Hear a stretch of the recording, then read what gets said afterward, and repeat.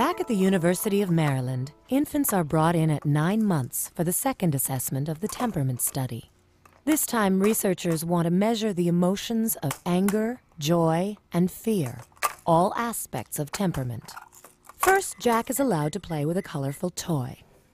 Then a transparent barrier is put between him and the object of his desire. He sees the toy, but can't reach it.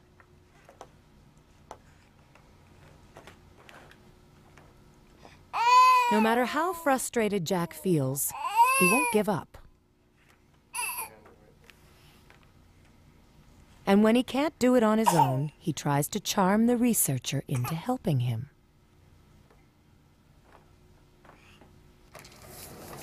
Emily, also 9 months, is of a different temperament than Jack. It seems she's more laid back. She gives it 1 or 2 tries, but then gives up.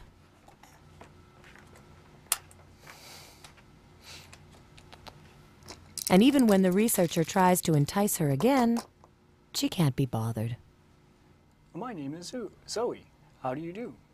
Everyone knows that a puppet show makes children happy. Who do we have here today?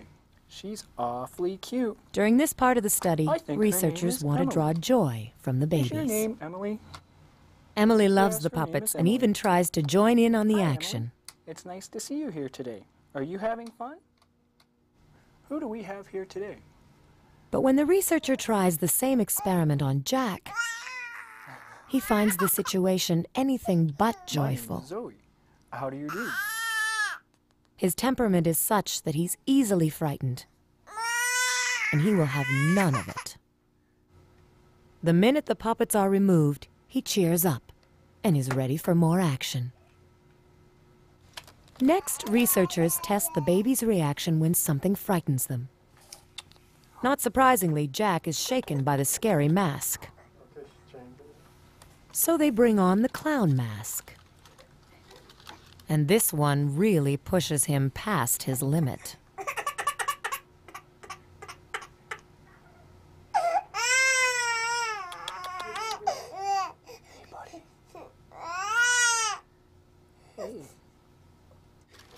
But Emily is very interested. She finds the clown amusing and thinks it's just a continuation of the previous entertainment. As for the more ominous mask, she just takes it in stride and adopts a wait-and-see attitude. Why does Emily react differently from Jack? Where does the difference reside? To find out, Dr. Peter Marshall places an EEG cap on Emily. The electrodes on the cap will measure the electrical signals produced by her brain in response to a series of sounds.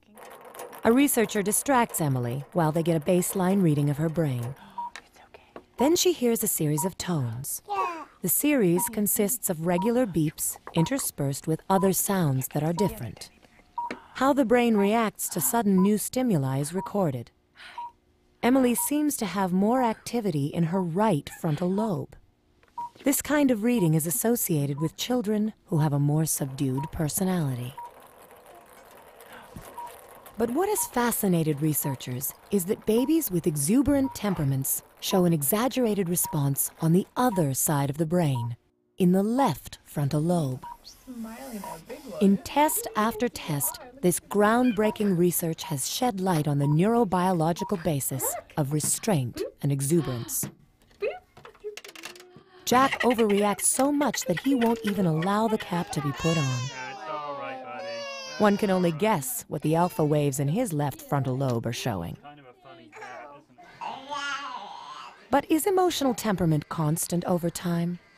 Will the temperament that Elizabeth exhibits at 6 months be the same when she is older?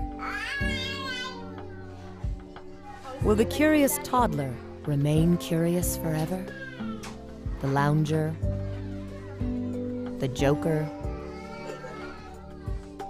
the dreamer, the industrious one. Are they destined to carry these temperament traits into the years ahead? And what about the worrier?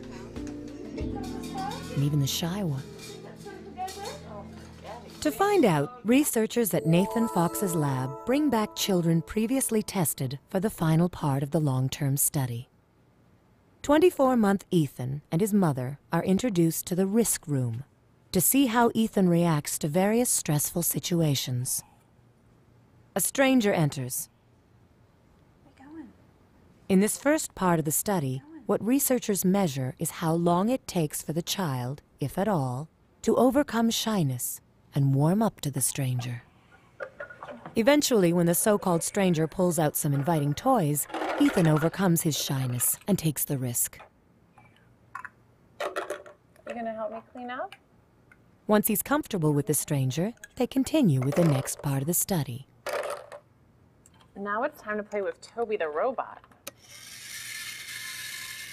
Researchers wanted to find out how children react to unpredictable situations.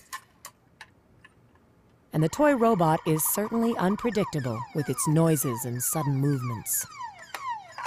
Would you like to come see our cool robot? The robot proves too much for Ethan, even with his mother by his side. Should we do something else? Would you like to play with something else? Let's put Toby away. Okay.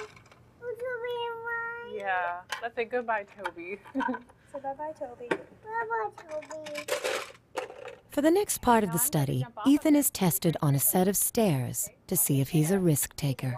I'm going to jump off of this. Now you do it. The researcher demonstrates and invites Ethan to try. But Ethan is a cautious little boy. Can you jump? One foot and then the other. Yay! He gets over the hurdle in his own way. Would you like to do that again? Emboldened by his success, he does it again. Yay! Good job. Upon reflection, he turns to his mother. My knee hurts. Your knee hurts. Can I give it a kiss? He wants her to recognize how big a risk he took. Kiss all better. 24-month Raphael, who's the same age as Ethan, reacts differently. He's a child who likes to take risks. Look, he's walking. But when the robot arrives, he's not such a hero. He's walking. Uh-oh, Come see our cool robot. what? Wow. Unpredictable situations which he has no control over terrify him. Yeah. Come up the steps. 35-month Abby has a totally different temperament. She takes charge of the situation and even gives instructions to the researcher before leaping off the stairs.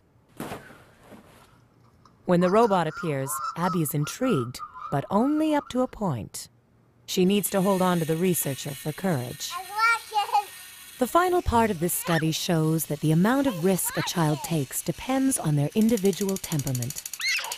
And as researchers gather all the findings of this long-term study, they expect to find that children who are at the temperamental extremes at 4 months will demonstrate the same tendencies at 9 months and 24 months. But does early temperament seal the baby human's emotional fate? Will their childhood temperament govern their behavior for life?